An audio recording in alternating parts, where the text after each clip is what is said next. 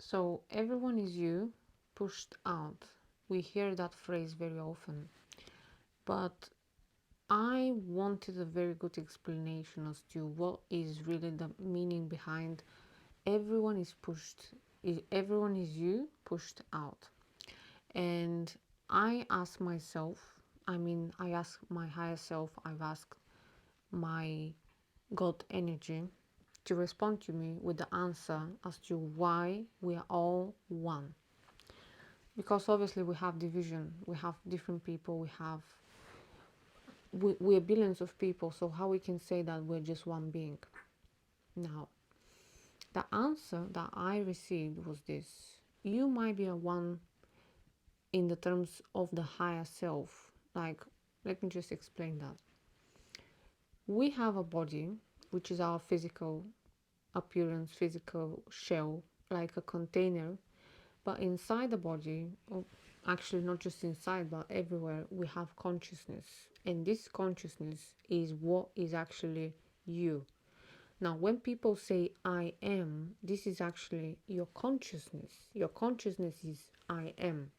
And this is why Neville Goddard was speaking about the body of beliefs, meaning when you believe something, when your mind believes in something, your I am, your God energy, will shape itself, will make itself to your belief. It will represent your belief. But it's one consciousness in me, and the same consciousness that I have on a very high level, it's in you as well. Yes, there is division between people, but on a high level, this is one consciousness, one being. This is why we say one being. Now, when we follow that, because people say you can manipulate people, you can change people. I heard stories of successful stories, of course, but bear in mind that the reason why you can change people is because you can change yourself. What I mean by that is this: if you change your assumption for someone, the body of beliefs, let's say this way, as Neville Goddard did, you will instantly change that person. They will shape into another character for you.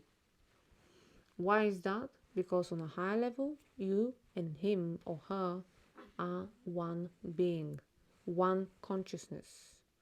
It's invisible.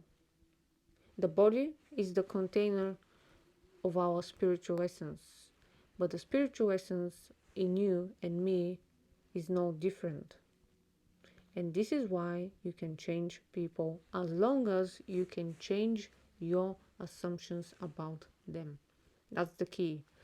That's why people say, I need to change myself and blah, blah, blah. But then they say it's not working. Well, it's not working for some of us sometimes because we are not paying attention to the details. And the details are, most people say, just make assumptions, be delusional, make an assumption, and that will follow. And that's correct. As long as you are making the right assumption for someone, they will change. But I personally believe that we need to comprehend the law very well.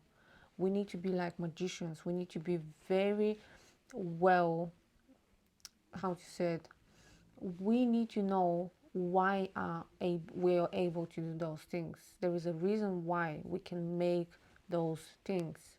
So I'm saying to you, if you want to change someone, don't just repeat yourself the assumption of what you would like to experience with that person and you would like them to change.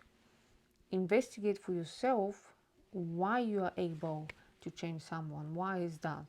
You need to challenge yourself with those manifestations. I personally believe that we have our desires to challenge ourselves because nothing is really real on this level, in the physical reality. Your manifestations, your desires are given to you for challenges, or not for challenges, but for you to experience the law in the fullness. And you have to try it for yourself. This is why in a lot of Neville Goddard's teachings and lectures he was saying, come and test yourself, in the meaning of you need to experience the law consciously, because most of us are just doing everything unconsciously. They don't have the awareness that everything they have and everything that happens to them is because of their assumptions, because the law is actually working. So really comprehend that you and everyone else is one being. It's just one awareness, one consciousness spread through different people. And on a very high level, we're sharing that consciousness.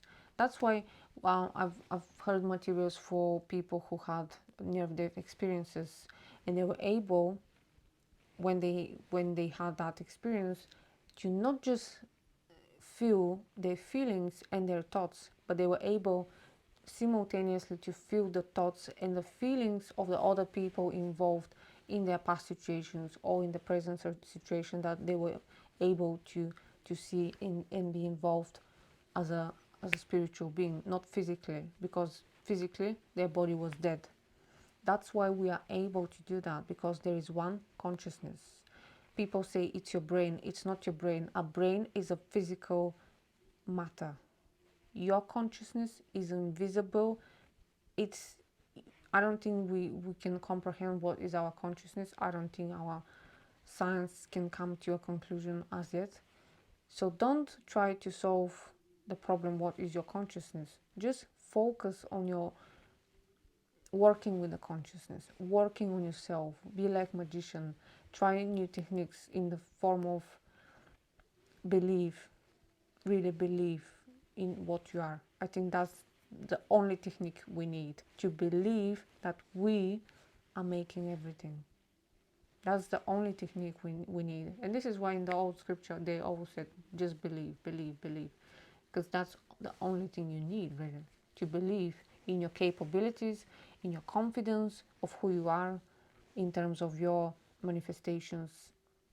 You're God, essentially. So why would you worry for your manifestations? They will always come. There is no other way, because you're the one. You're the one. So why would you worry for your manifestations?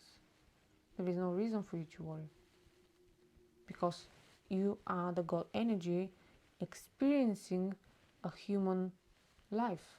That's it. This body, this physical appearance that you have around you, everything that is so solid, it's not that solid. It's made of consciousness. It's made up. It's not real. So as long as you decide to believe in yourself in terms of your essence and your spiritual God essence, you will be able to recognize your capabilities and your power. And I will make another video when I use my camera. I want to make a video with a huge success story that I have. I have many, but I want to share that recently because it's a huge success story, and I will hopefully encourage you to make yourself comfortable with your manifestations, because they are meant for you. Make yourself comfortable to receive them, because you're the God. You're the one deciding whether they're going to be delayed, or whether they are going to appear soon, or they're not going to appear at all, because whatever you decide will happen. Your assumptions, your dominant assumptions, will create your reality. So thank you for watching. I'll see you in my next one. Bye for now.